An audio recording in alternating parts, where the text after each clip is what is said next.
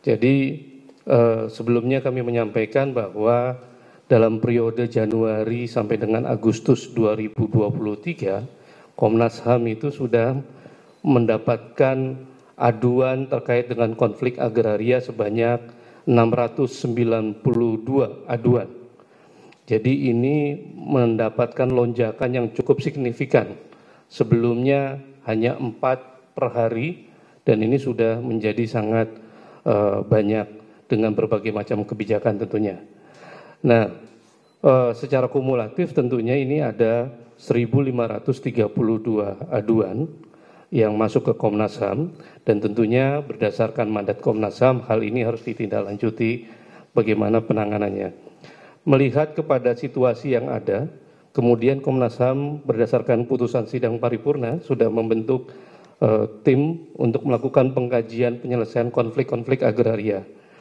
Nah, dari tim tersebut sudah melakukan langkah-langkah terkait dengan 5 tipologi konflik yang sekarang akan kemudian disampaikan oleh Pak Saurlin, apa saja yang kemudian konflik agraria yang memiliki potensi adanya dugaan pelanggaran HAM. Nah, untuk lebih detailnya kami persilakan Pak Saurlin untuk menyampaikan hal-hal yang berkaitan dengan agraria. Silakan.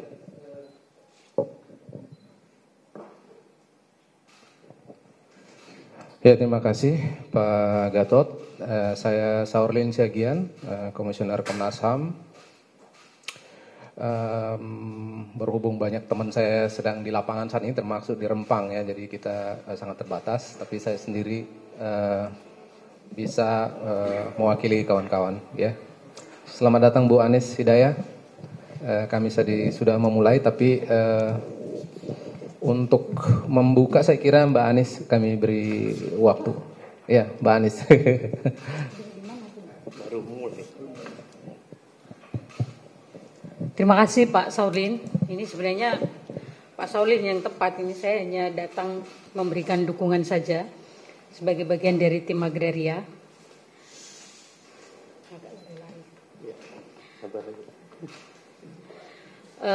Terima kasih teman-teman atas kehadirannya. Jadi nanti Pak Saurlin akan menjelaskan lebih mendalam. Saya hanya akan memberikan pengantar saja bahwa apa yang kita saksikan hari ini di Pulau Rempang sesungguhnya bagian dari rentetan panjang peristiwa kekerasan yang terus terjadi dalam penyelesaian konflik agraria di Indonesia, yang itu sudah terjadi dalam kurun waktu yang sangat lama gitu ya, karena berbagai persoalan. Nanti Pak Saurlin akan menjelaskan, tetapi bahwa saya hanya ingin mengantar sedikit sampai Agustus tahun ini Komnas HAM menerima pengaduan yang meningkat drastis terkait dengan konflik agraria di Indonesia. Setidaknya dari Januari sampai Agustus 2023 ada 692 kasus yang masuk ya, yang ditangani Komnas HAM, termasuk di dalamnya adalah pengaduan di Pulau Rempang yang itu diterima Komnas HAM pada bulan Juni tahun ini, di mana hari ini teman-teman Komnas HAM juga sedang turun ke lapangan untuk melakukan pemantauan. Nah, kalau melihat 692 sepanjang 8 bulan terakhir ini, artinya setiap hari kurang lebih 4 kasus yang kami terima di hari kerja terkait dengan konflik agraria, terutama adalah kasus-kasus yang terjadi di sektor lahan atau pertanahan, perkebunan, infrastruktur gitu ya, perumahan gitu, dan itu jumlahnya mendominasi gitu, dan mayoritas adalah terjadi kekerasan, kemudian pemaksaan penggusuran, dan situasi yang kemudian mengandung dimensi kriminalisasi terhadap warga, baik itu yang mempertahankan tanahnya maupun mereka yang melakukan pengaduan ke berbagai pihak untuk mencari keadilan, apakah ke Komnas HAM maupun ke berbagai instansi yang relevan gitu. Nah, yang juga tidak bergeser selama beberapa puluh tahun Komnas HAM menangani kasus konflik agraria adalah 5 wilayah yang masih mendominasi laporan terhadap kasus ini, Jakarta, kemudian Sumatera Utara, Jawa Barat, Jawa Timur, dan Sulawesi Selatan gitu. Nah, kasus-kasus ini mayoritas terjadi, salah satunya adalah karena terkait dengan program strategi nasional PSN ya, yang ini bahwa di satu sisi pembangunan ini penting untuk satu instrumen meningkatkan kesejahteraan masyarakat, tetapi tidak bisa dipungkiri dalam setiap terjadi pembangunan, apakah itu program strategi nasional atau tidak, itu selalu kemudian dibarengi dengan persoalan konflik agraria yang juga ada dimensi kekerasan terhadap warga gitu ya. Mereka terutama biasanya terkait dengan pengelolaan tanah adat. Biasanya mereka sudah menghuni cukup lama gitu ya, seperti apa yang terjadi saat ini di Batam gitu. Nah, bagaimana sesungguhnya kebijakan, kemudian tumpang tindih kebijakan para pihak itu menjalankan peran-peran gitu ya, sehingga kenapa kasus-kasus seperti itu terus berulang, ini Pak Saurlin akan menyampaikan gitu ya, dan bagaimana peran-peran yang mestinya ke depan akan didorong oleh Komnas HAM dalam penyelesaian kasus konflik agraria, sehingga tidak selalu berujung pada kekerasan terhadap warga. Saya kembalikan ke Pak Gatot. Baik, terima kasih Bu Anis. Pak Saurlin, kami persilakan untuk menyampaikan. Ya, terima kasih Bu Anis Hidayah, salah satu komisioner Komnas HAM. Kami ada berdua di sini komisioner Komnas HAM, Pak Mimin Dwi Hartono, staf senior di pengkajian, dan Pak Gatot Kepala Biro di HHK. Nah, saya ingin menyampaikan hasil rapat rutin kami ini, rapat khusus kami sekitar 2 minggu terakhir. Tim kajian bertemu dan kemudian menghasilkan sebuah dokumen laporan yang kami sebut sebagai laporan khusus, karena tim agraria sebenarnya diminta untuk membuat laporan dalam konteks jangka panjang, tapi karena situasinya sedang bisa dikatakan eskalatif, kita diminta untuk segera membuat sebuah posisi ya Komnas HAM. Nah, saya membuat judulnya ini respon terhadap eskalasi konflik agraria Januari-Agustus. Highlight kita adalah penting reformasi kebijakan dan kolaborasi 10 kementerian dan lembaga. Nanti saya sebutkan secara spesifik. Presentasi saya ini ada 3 bagian. Satu, data eskalasinya yang masuk ke Komnas HAM. Yang kedua, seperti apa konflik agraria itu terjadi, apa kaitannya dengan kebijakan dengan aktor-aktor, baik aktor negara dan non negara, dan yang ketiga rekomendasi kami. Saya tahu kemungkinan besar teman-teman ini ramai karena ini ya rempang kali ya, itu akan salah satu yang akan kita sampaikan nanti. Jadi data kita ini sudah disampaikan dari Bu Anis sama Pak Gatot, ada eskalasi, sudah disebutkan tadi 692, artinya setiap hari dari kasus yang masuk, setidaknya 4 kasus itu masuk per hari terkait dengan konflik agraria. Jadi artinya memang ada eskalasi yang luar biasa terjadi dalam setengah tahun terakhir. Dan secara detail bisa kita lihat bahwa konflik paling tinggi itu 80% itu terkait dengan tanah ya, sektor tanah itu. Kalau kita lihat itu ada 80% di peta itu 80,4. Nah, kami tidak semua kami bahas yang masuk ke Komnas HAM, hanya beberapa highlight dari konflik agraria. Dan terkait klasifikasi hak itu ada 86% itu terkait hak atas kesejahteraan ya, 86,7%. Itu artinya kesejahteraan korban yang hilang ketika terjadi konflik agraria.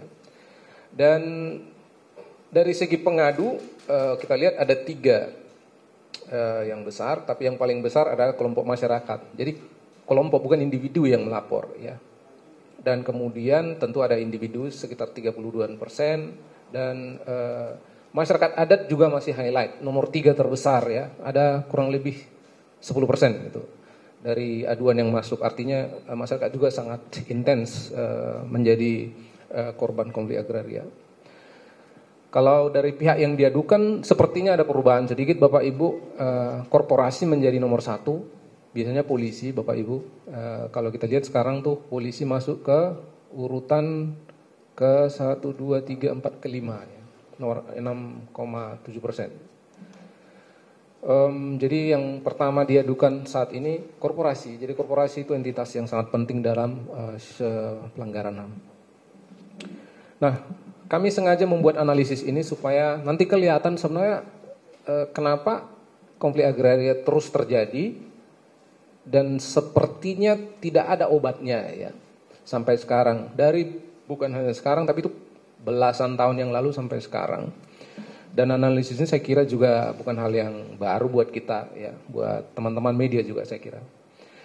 Nah, kami coba menyoroti beberapa kasus untuk melihat seperti apa relasi antara konflik itu dengan keputusan dan aktor yang terkait. Dan sudah disampaikan Mbak Anis tadi, misalnya salah satu yang kita highlight itu PSN ya. Ketika PSN diintrodusir 9 tahun yang lalu, itu men-trigger banyak sekali konflik agraria yang berujung pada pelanggaran hak-hak masyarakat. Nah, dari beberapa kasus yang kita highlight, misalnya jalan tol di bawah payung PSN itu ada kelompok masyarakat dari Kecamatan Sayung, ada 47 orang melapor ke kita. Yang kedua, kemudian aduan warga Kelurahan Tanjung Pinggir di Sumatera Utara tahun ini. Dan kita melihat ini urusannya dengan PSN dan kemudian aktor negara yang terkait. Kita bisa lihat banyak sekali ya, selain Kementerian PUPR, BUMN, Panitia Pengadaan Jalan, pemerintah daerah, tentu polisi di berbagai tempat selalu menjadi garda terdepan yang berhadap-hadapan dengan masyarakat. Dan terkait hal yang kedua, terkait lahan perkebunan dan kehutanan, saya satukan dalam PowerPoint ini biasanya kami pisahkan. Yang melapor ke Komnas HAM itu kita ambil contoh misalnya konflik masyarakat adat Awuyu di Bovendigul, itu terjadi karena SK Kementerian KLHK terkait tata batas hutan, sehingga mereka tidak direkognisi sebagai masyarakat adat. Dan hutan itu kemudian diserahkan kepada perusahaan, sudah disebutkan di sana. Meskipun ada berita baik 2 minggu yang lalu, kalau tidak salah tuh masyarakat akhirnya menang di mana perusahaan-perusahaan ini kehilangan konsesinya, tapi kemungkinan mereka akan naik banding. Kita akan lihat nanti. Tetapi meskipun perusahaan ini tidak mendapatkan haknya, masyarakat tetap masih dianggap berada di kawasan hutan. Jadi itu problem utamanya sebenarnya di kebijakan KLHK, Bapak Ibu sekalian. Lalu konflik masyarakat adat Dayak-Iban tahun ini juga masuk ke kita, dan ini karena kembali SK Kementerian KLHK, kemudian sampai sekarang ini masih belum ada solusinya. Lalu yang ketiga di Sulawesi Selatan ya, ini terkait dengan peraturan tentang BMN karena itu dianggap sebagai barang milik negara. Dan yang paling sulit buat masyarakat sebenarnya ketika itu sudah menjadi BMN, untuk mengubahnya itu harus melibatkan banyak sekali kementerian, termasuk Kementerian Keuangan.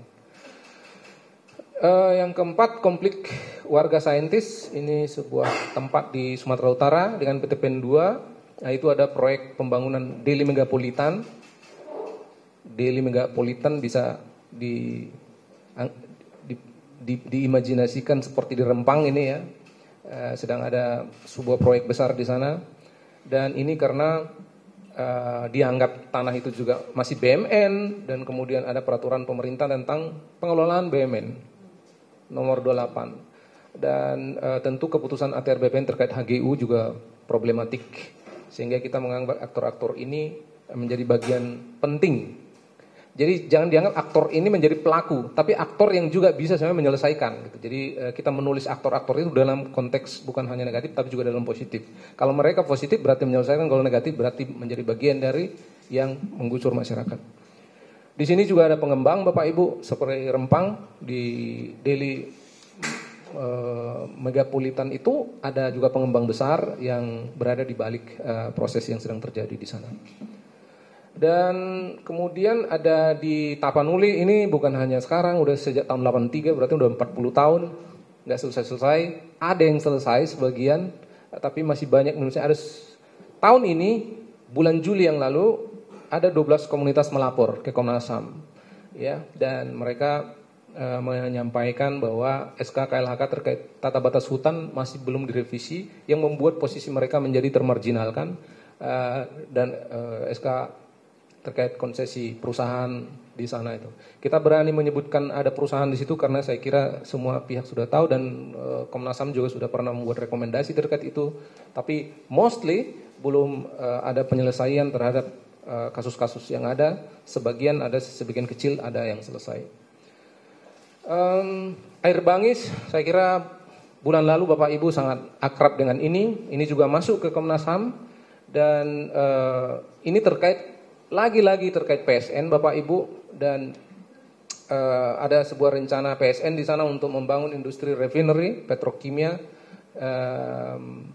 yang menjadi salah satu sumber dari konflik yang meledak saya kira bulan Agustus yang lalu, dan tim kita juga sudah berangkat ke sana. Saya kira rekomendasinya juga akan segera kita miliki. Dan yang ketujuh, pada tahun ini kita menerima aduan dari 4 kelompok masyarakat adat di IKN, di kawasan IKN, dan tentu ini terkait dengan Undang-Undang Nomor 3 Tahun 2022 tentang IKN, sehingga memerlukan KL terkait untuk menyelesaikan masalah mereka ini. Nah, sebagai informasi kami sudah membuat rekomendasi terkait pengakuan masyarakat adat di IKN, dan kami juga sedang merencanakan melakukan identifikasi potensi pelanggaran HAM yang saya kira perlu kita antisipasi ke depan untuk IKN supaya proyeknya juga berjalan tanpa menghilangkan hak-hak masyarakat lokal. Dan kemudian kasus yang terkait dengan barang milik negara, ini juga banyak sekali. Saya kira khususnya di Jawa, ya, aset PT KAI sekarang berkonflik di mana-mana, dan itu masuk ke Komnas HAM, dan itu terkait dengan BUMN sekali lagi, dan para pihak yang terkait adalah Kementerian BUMN, Kementerian Keuangan, PT KAI, termasuk PT KAI di masing-masing provinsi, ya. Dan ini yang terakhir, mungkin yang terakhir. Konflik agraria di Rempang ini juga sebenarnya sudah masuk ke Komnas HAM tahun ini di awal, tetapi kita sedang berproses dan sudah membuat surat panggilan kepada wali kota, dan mereka sudah hadir. Tetapi karena eskalasi terus terjadi, Komnas HAM kemudian memutuskan untuk melakukan pemantauan. Dan Bapak Ibu, saat ini pemantauan sedang berlangsung, dan kita akan hargai juga prosesnya. Kita akan tunggu sampai teman-teman pulang ke Jakarta untuk memberikan hasil rekomendasinya untuk kita sampaikan kepada para pihak. Dan tentu kita sudah mendengarkan dari berbagai pihak yang melapor ke Komnas HAM. Ada setidaknya, tentu perlu kami verifikasi lagi, ada setidaknya 16 kampung tua di Pulau Rempang yang terancam akan mengalami penggusuran. Dan dari data-data ini bagian ketiga dari presentasi saya, kita melihat eskalasinya, dan 4 teratas itu banyak diduga antara lain pelanggaran terhadap hak kesejahteraan, hak memperoleh keadilan, hak atas rasa aman, dan hak untuk hidup, ya. Dalam konteks pengadu, saya kira tidak perlu saya ulangi, ya Bapak Ibu. Dan oleh karena itu kita merekomendasikan, ini bagian terakhir dari yang ingin saya sampaikan. Intinya saya kira kami kira penting reformasi kebijakan di berbagai level, ya. Selain reformasi kebijakan, juga menghadirkan kebijakan yang berpihak kepada masyarakat. Dan selain itu, saya membuat penomoran seperti ini. Kami melihat setidaknya dan mengidentifikasi 10 kementerian lembaga ini tersangkut dengan konflik agraria, dan tersangkut juga dengan penyelesaian dan pemulihan penyelesaian konflik agraria. Kira-kira begitu. Dan artinya kalau 10 itu artinya sekitar 35% dari total kementerian yang ada, yang perlu koordinasi dan kerjasama. Dan kami melihat, bukan hanya kami melihat, tapi kementerian-kementerian yang kami ajak kerjasama juga menyampaikan hal yang sama, Bapak Ibu, bahwa satu kementerian dengan kementerian lain masih memiliki ego sektoral yang sangat tinggi, dan karena ego sektoral ya nggak bisa bertemu gitu. Nah jadi di sini peran para Kemenko itu. Kemenko harus mengkoordinasikan kementerian di bawahnya untuk bekerja sama satu dengan yang lain untuk menyelesaikannya gitu. Secara spesifik kami menyebut KLHK memang salah satu penanggung jawab penting dari terjadinya banyak sekali penggusuran dan karena tata batas hutan yang belum selesai di satu sisi, tapi tata batas hutan yang keliru di masa lalu. Jadi ada dua hal di situ. Pada masa lalu terjadi kekeliruan pembuatan tata batas hutan, tapi pada masa kini tata batas hutan juga belum selesai. Itu bisa kita lihat dari data-data kami tadi. Nah, Kementerian Agraria dan Tata Ruang juga saya kira memiliki tugas yang sama untuk mempercepat penyelesaian konflik agraria di waktu yang tersisa yang sangat pendek ini. Saya kira tinggal 1 tahun lagi ya, 1 tahun atau setengah tahun lagi. Dan Kementerian BUMN juga ya, kalau kita lihat dari 3 kementerian ini, terus terang Bapak Ibu kami sudah bertemu dengan Ibu Siti dan komunikasinya bagus. Kami sekarang punya pertemuan rutin untuk menyelesaikan problem-problem kehutanan yang masuk ke Komnas HAM.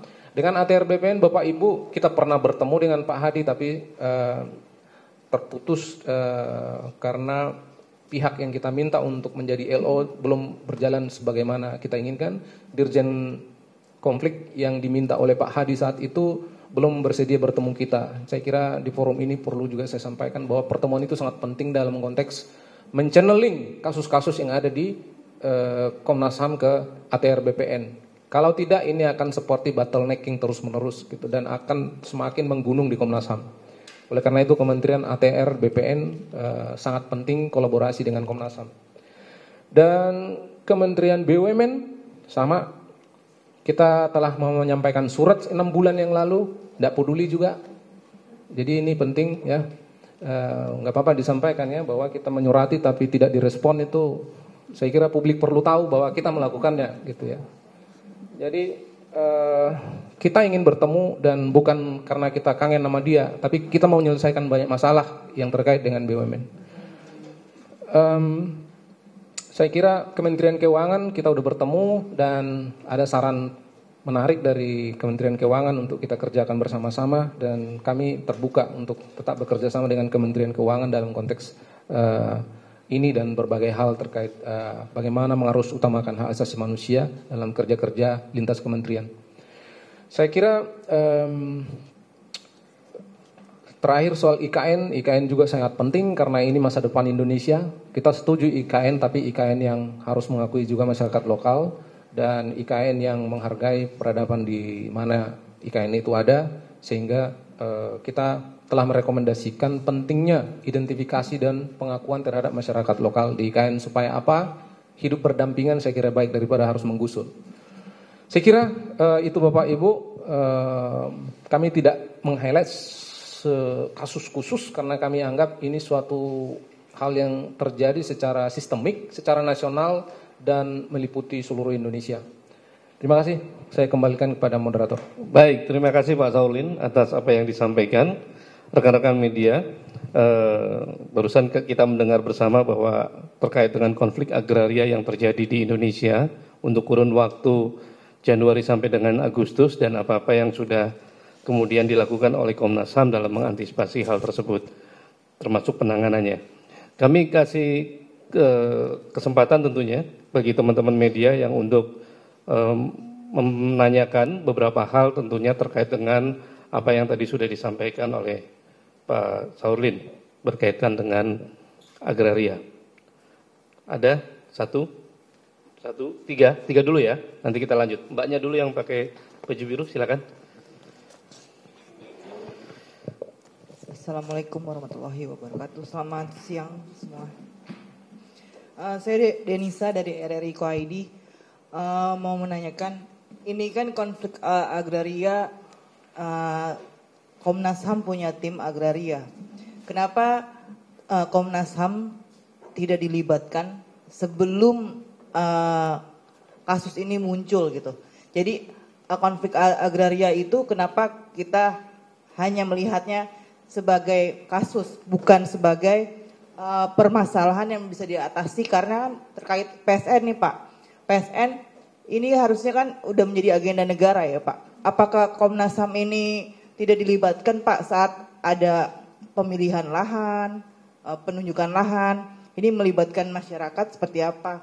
Itu bagaimana Pak? Apakah selama ini tidak ada pelibatan Komnas HAM oleh pemerintah pusat yang mengatur semua ini? Dan yang kedua Pak, untuk Rempang ini bagaimana Pak? Untuk penyelesaiannya kita yang udah-udah nih rekomendasi Komnas HAM hanya sekadar rekomendasi ini. Untuk penegasannya ke pemerintah pusat bagaimana? Terima kasih. Baik, terima kasih.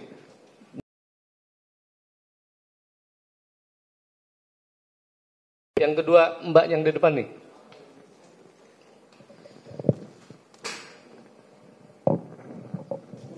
Terima kasih. Selamat siang Mbak Anis, Pak Saurlin. Nama saya Santi Dewi dari IDN Times. Ada 3 pertanyaan yang akan saya tanyakan. Pertama terkait tadi Pak Saurlin mengatakan sudah sempat memanggil Wali Kota Batam dan beliau hadir di sini. Apakah bisa diungkap apa yang disampaikan oleh beliau terkait dengan konflik agraria di Batam? Mengingat sebenarnya kalau yang Rempang ini kan sudah dari April 2023 sebenarnya. Jadi kenapa sekarang terjadi eskalasi? Karena dari pihak kepolisian itu menetapkan deadline tanggal tertentu sudah harus kosong pulaunya karena investornya akan masuk untuk mulai melakukan groundbreaking di sana, terutama khususnya setelah BKPM melakukan MOU dengan pihak perusahaan dari Cina gitu. Kemudian yang kedua, ini kan PSN adalah program strategis nasional di era Pak Jokowi dari 2016 gitu, dan tidak hanya ada di Batam, ada di beberapa provinsi yang lain gitu maksudku. Kenapa selama ini apa sebenarnya yang disarankan atau menjadi rekomendasi Komnas HAM terkait dengan PSN ini, karena kan kasusnya sudah terjadi juga seperti Pak Saurlin bilang di beberapa provinsi yang lain gitu ya, dan ujungnya selalu berbenturan antara warga yang sudah lama tinggal di sana atau warga adat dengan pihak pemerintah gitu, maupun pemerintah provinsi ataupun aparat penegak hukum gitu. Dan kalau yang saya ikuti terutama yang di Wadas atau Kendeng itu, yang dikalahkan adalah biasanya kalau faktanya itu adalah warga, karena biar bagaimanapun itu kan PSN dan pemerintah pusat khususnya itu kekeh itu harus terjadi apapun yang terjadi gitu, karena sudah di setting. Misalnya dalam hal Rempang itu kan kalau misalnya mau dibatalkan otomatis berarti harus dicabut kembali MOU yang sudah pernah ditandatangani antara Kementerian Investasi dengan pemerintah Cina. Saya asumsikan kalau pembatalan MOU berarti ada penalti yang akan dikenakan dari pemerintah Cina kepada kita gitu. Nah, apakah negara mau mengambil resiko sebesar itu gitu untuk bisa membatalkan potensi investasi yang masuk mencapai ratusan triliun itu? Maksud saya rekomendasinya yang disampaikan itu terkesan kurang kuat gitu ya Pak, karena akhirnya kan sudah tentukan tuh ya PSN itu di beberapa provinsi, tapi seperti seolah-olah berulang dan kita kayak nggak punya solusi terhadap konflik tersebut gitu. Kemudian yang ketiga ini yang terkait kasus Rempang itu tadi, saya sudah membaca rekomendasi dari pernyataan dari Komnas HAM terkait hal ini, bahwa agar dilakukan pendekatan dialog dan pendekatan humanis begitu. Tapi kan sebenarnya yang diinginkan oleh warga itu adalah mereka tidak menolak proyeknya, tetapi mereka jangan dong direlokasi dari situ gitu, dan dipindahkannya dari rumah mereka yang rumah tapak itu yang ditawarkan oleh BP Batam dipindahkan ke rusun gitu. Jadi buat mereka itu sangat tidak adil karena lokasi rumahnya lebih sempit gitu, dan mereka sudah punya kehidupan selama ratusan tahun di tempat mereka saat ini, hanya karena mereka digusur karena tidak bisa membuktikan punya sertifikat kepemilikan tanah atau bangunan di situ gitu. Apakah dari pihak Komnas HAM tidak berusaha misalnya merekomendasikan kepada Kementerian ATR, ya dibantu gitu agar warga di sana bisa memiliki dokumen tertulis itu sehingga tidak mudah digusur? Itu dari saya. Terima kasih. Baik, selanjutnya. Pak, tadi kan disebutkan sejak PSN ini ditetapkan meningkat ini konflik agraria, dan Komnas HAM melihat ini sebagai sesuatu yang sistemik. Apakah Komnas HAM melihat ada kesengajaan dari pemerintah untuk menyampingkan masalah HAM dalam konflik agraria yang terjadi terkait dengan PSN, Pak? Seperti itu.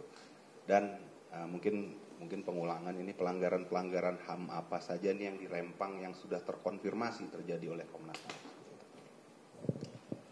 Baik, terima kasih. Mungkin akan dijawab dulu oleh Pak Sahrulin ya. Nanti akan ditambahkan oleh Ibu Anis.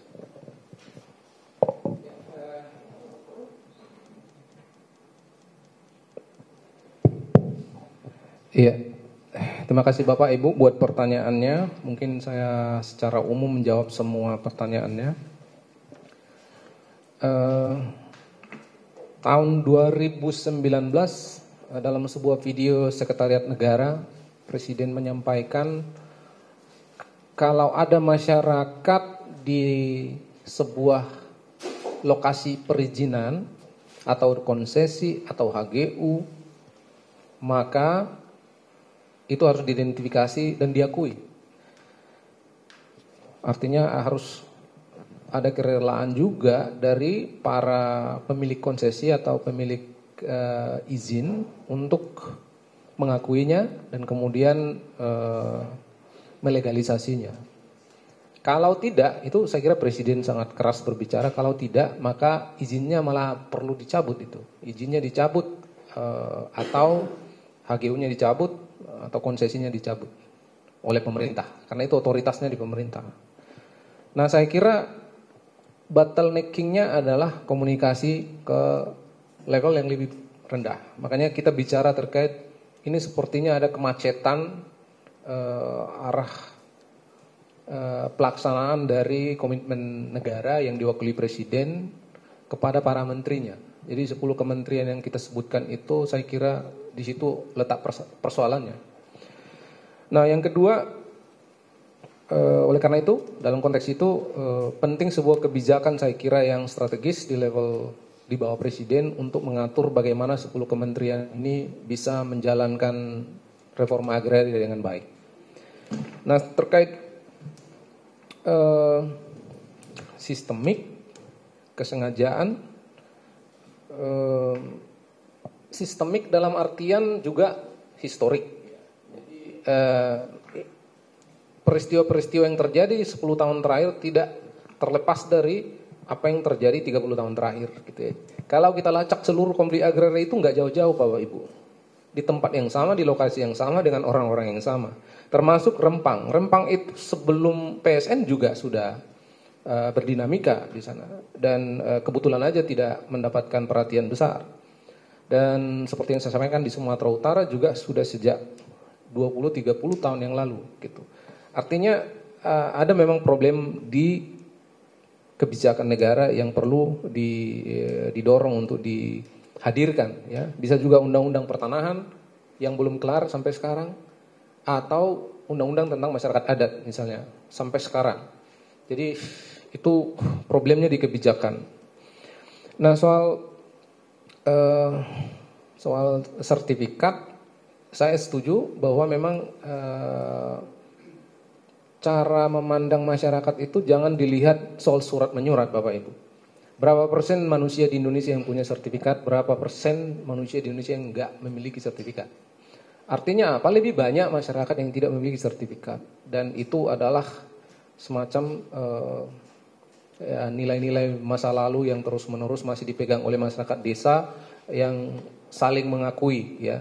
Kalau tidak ada suratnya seharusnya itu secara jemput bola yang harus dilakukan, tidak malah langsung membandingkan kamu punya surat ini tidak punya surat ya. Itu sama dengan zaman Belanda namanya domain verklaring itu. Ya, zaman Belanda itu kalau kamu nggak bisa membuktikan itu tanahmu, itu tanah negara. Nah gitu. Apa bedanya? Jadi saya kira ATR BPN juga harus memastikan bahwa masyarakat lokal yang sudah memiliki ikatan sejak puluhan atau bahkan ratusan tahun dengan sumber daya harus diakui dan dilegalisasi. Kemudian kita memang sebagai lembaga negara, ya Komnas HAM ini lembaga negara yang memiliki payung menurut saya juga sangat kuat sekali, Undang-Undang 39, Undang-Undang 26, lalu Undang-Undang TPK macam-macam banyak sekali. Tidak mesti harus bekerja bersama-sama dalam konteks teknis dengan eksekutif, karena kami bukan eksekutif, tapi tentu dalam beberapa hal bisa kami kerjasama. Dan kita sedang mendorong kerjasama itu, dan saat ini seperti yang saya sampaikan, misalnya dengan KLHK kita mendorong kerjasama dan kita punya kerjasama untuk menyelesaikan satu persatu konflik yang datang ke Komnas HAM. Mereka terbuka dan menurut kami itu poin yang baik, yang menjadi inspirasi bagi kementerian lain, ya. Karena apa? Kita bukan sedang main budgeting, termasuk dengan Polri, ya. Polri juga saya harus sampaikan agak terbuka juga saat ini, sehingga kita bisa mengidentifikasi kenapa polisi itu menjadi pihak yang dilaporkan terus-menerus gitu. Dan bagaimana membuat itu supaya tidak terjadi. Polisi dilaporkan karena konflik agraria itu berhadapan langsung dengan polisi. Kalau kita lihat Rempang itu kan, secara semiotik polisi itu di depan dan itu menjadi pihak yang dipukuli juga Bapak Ibu. Itu korban juga sebenarnya, polisinya korban, masyarakatnya korban. Tapi di balik itu apa? Di balik itu ada polisi yang keliru. Kenapa harus memperhadapkan sesama anak bangsa di situ? Gitu. Jadi ada hal yang harus dilihat. Misalnya kalau kaitannya dengan tanah, seharusnya polisi memang nggak usah masuk.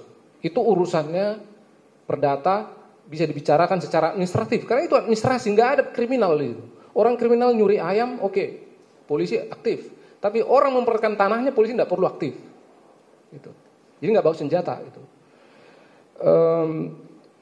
Polisi di situ perlu memperhatikan posisinya. Ya. Dalam konflik agraria, kami sudah menyarankan sejak jauh-jauh hari, sejak komisioner sebelum-sebelumnya, pakai restoratif justice. Terkait ya itu, saya kira sebelum PSN juga dinamikanya sudah konflik agrarianya terjadi di mana-mana. Tim agraria tidak terkait apa yang sudah terjadi, apa yang sudah kita miliki terkait Rempang. Kita sudah lihat statement dari teman-teman komisioner yang lain. Kemarin Prabianto sudah menyampaikan bahwa jangan menggusur. Kita sama dengan beliau dan tim mereka juga sedang di lapangan saat ini. Kita duga memang ada pengerahan aparat yang berlebihan. Itu obvious, itu jelas ya. Hari ini juga diberangkatkan lagi dari Polda, saya lihat kalau salah 400, dan saya kira itu kita bisa tebak arahnya. Sepertinya terjadi pengerahan kekuatan yang berlebihan, tapi tentu akan kami buktikan nanti. Teman-teman sedang di lapangan, Bapak Ibu, izin supaya mereka juga bisa bekerja dengan baik di lapangan saat ini. Saya kira dalam 3-4 hari ini mereka akan pulang untuk membuktikan peristiwa-peristiwa yang akan kami analisis bersama-sama nantinya. Saya kira itu mungkin pengantar dari saya. Mungkin ada Mbak Anis mau nambahkan. Baik, Pak Saulid. Tadi sudah banyak yang disampaikan Pak Saulid dan sudah menjawab semua. Saya menambahkan beberapa hal saja, bahwa sebenarnya Komnas HAM itu adalah National Correction Mechanism Body gitu ya.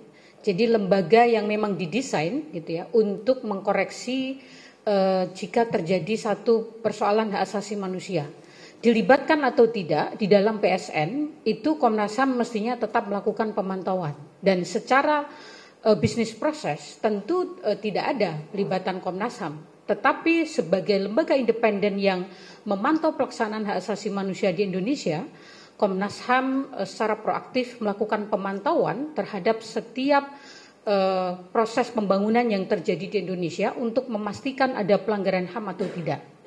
Nah, untuk menunjang itu, Komnas HAM sebenarnya beberapa tahun ini sudah mengambil inisiatif-inisiatif penting untuk mencegah gitu ya, upaya-upaya atau potensi terjadinya pelanggaran hak asasi manusia dalam pembangunan, terutama adalah konflik agraria. Pertama, pada tahun 2017, sesungguhnya Komnas HAM itu sudah membuat Ranham Bisnis dan HAM. Jadi Rencana Aksi Nasional Bisnis dan HAM ini sangat penting sebagai panduan bagi korporasi yang terlibat dalam proyek-proyek pembangunan masuk PSN di Indonesia untuk memperhatikan prinsip-prinsip HAM di dalam pembangunan. Nah, sayangnya ini memang kemudian tidak banyak menjadi dokumen yang dijadikan referensi dalam implementasi PSN. Yang kedua, tahun ini Komnas HAM juga sedang merampungkan standar norma dan pengaturan terkait bisnis dan HAM. Nah, nantinya ini juga kita mendorong agar jadi referensi oleh para pengambil kebijakan, aparat penegak hukum, kemudian juga korporasi ya dalam proyek-proyek pembangunan yang terjadi di Indonesia. Dan beberapa tahun yang lalu, nanti Mas Mimin bisa banyak bercerita, sesungguhnya Komnas HAM sudah membuat kajian dan menyusun standar pembangunan proyek strategis nasional yang berbasis HAM, dulu namanya MP3EI, yang sekarang menjadi PSN. Itu Komnas HAM sudah menyusun koridor-koridor yang mesti diantisipasi, mesti dipatuhi gitu ya. Karena misalnya kita sudah memiliki Undang-Undang 2 tahun 2012 tentang penyelenggaraan tanah untuk kepentingan umum gitu. Artinya kalau undang-undang ini dijalankan dengan baik, saya kira tragedi seperti di Rempang gitu ya, di Auyu dan di yang lain-lain yang tadi disampaikan Pak Saurlin, ini mungkin bisa diminimalisir gitu. Problemnya kan apa yang ada di norma kebijakan dengan apa yang dijalankan dalam proses-proses pembangunan, ini seringkali gapnya terlalu lebar gitu, tidak selaras. Artinya apa? Pengawas terhadap eksekutif gitu ya, dalam hal ini DPR, mungkin dalam hal itu juga nanti kita saling mengingatkan gitu, belum dijalankan secara optimal gitu. Saya kira itu, dan dulu Komnas HAM juga pernah mendorong Kenupka ya, itu kajian tahun juga sudah sangat lama gitu ya, khusus untuk menangani kasus konflik agraria, tetapi tidak mendapatkan respon yang sangat baik dari pemerintah, dan kita tidak tahu inisiatif itu sudah sampai mana ditindaklanjuti dan sudah lama tidak terdengar gitu. Mas Mimin, silakan Mas. Ya. Apakah mungkin Komnas HAM akan bersuara di istana pada pertemuan untuk konflik agraria diselesaikan? Komnas HAM itu kan memang berdasarkan pasal 97 Undang-Undang HAM punya satu kewajiban untuk melaporkan pelaksanaan hak asasi manusia di Indonesia kepada Presiden. Laporan kami kan basisnya pengaduan masyarakat terkait dengan kasus-kasus pelanggaran HAM yang kami terima dan kami tangani. Tentu adalah salah satunya dan yang paling mendominasi adalah konflik agraria, dan itu selalu kami sampaikan gitu. Nah ini jelang hari HAM nanti kami tentu akan bertemu dengan Presiden begitu ya, untuk menyampaikan situasi asasi manusia termasuk juga dan terutama adalah terkait dengan konflik agraria. Ya. Baik, terima kasih Bu Anis. Ada pertanyaan lagi dari rekan-rekan? Cukup? Baik, karena tidak ada lagi pertanyaan, jadi terima kasih kami ucapkan kepada rekan-rekan media bahwa tadi sudah disampaikan terkait dengan dinamika konflik agraria yang terjadi di Indonesia, khususnya di beberapa wilayah yang tadi sudah disebutkan menjadi dominasi, dan saat ini Komnas HAM terus memastikan bahwa penanganan konflik-konflik itu terus dilakukan untuk bisa mencapai penyelesaian secara baik. Dan untuk beberapa konflik yang tadi sudah disampaikan juga dan juga oleh teman-teman ditanyakan, dipastikan bahwa Komnas HAM ada untuk menangani hal tersebut. Baik, terima kasih atas kehadirannya pada sore hari ini. Pertemuan ini kami sudahi. Terima kasih. Assalamualaikum warahmatullahi wabarakatuh.